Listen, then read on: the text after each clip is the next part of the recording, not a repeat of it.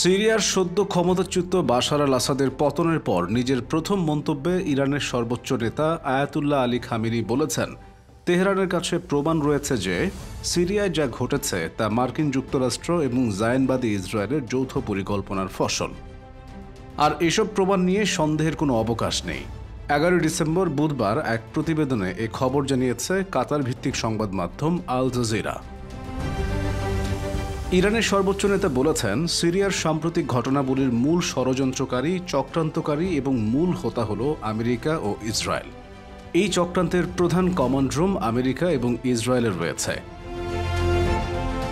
Tasnim news agency জানিয়েছে, বুধবার ইরানের সর্বোচ্চ নেতা খামেনির সঙ্গে দেশের বিভিন্ন স্তরের হাজার হাজার মানুষ সাক্ষাৎ করেছেন।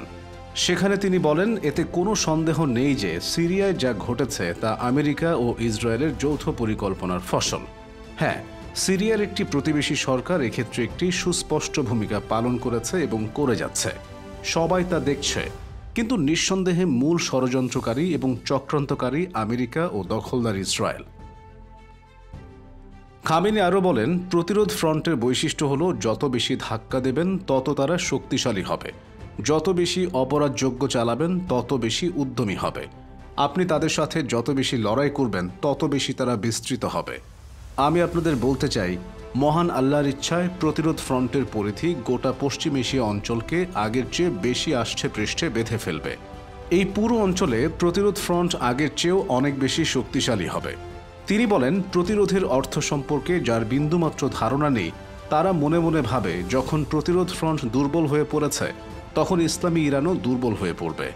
আমি আপনাদের দৃঢ়তার সঙ্গে জানাতে চাই, সর্বশক্তিমান আল্লাহর ইচ্ছায় ইরান অনেক শক্তিশালী এবং সামনের দিকে আরও বেশি শক্তিশালী হবে।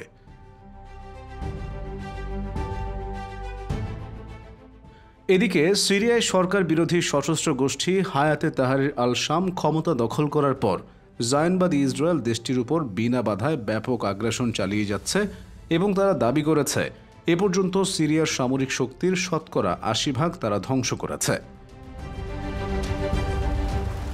ইসরায়েলের বর্বর সামরিক বাহিনী জানিয়েছে, তারা ক্ষমতাচ্যুত প্রেসিডেন্ট বাশার আল আসাদের শাসনকালে গড়ে ওঠা সিরিয়ার কৌশলগত সামরিক শক্তি ধ্বংস করে ফেলেছে। ইসরায়েল আরও দাবি করছে, তাদের শত্রুদের হাতে যেন এসব অস্ত্র না পড়ে সেজন্য তারা এই আগ্রাসন চালাচ্ছে।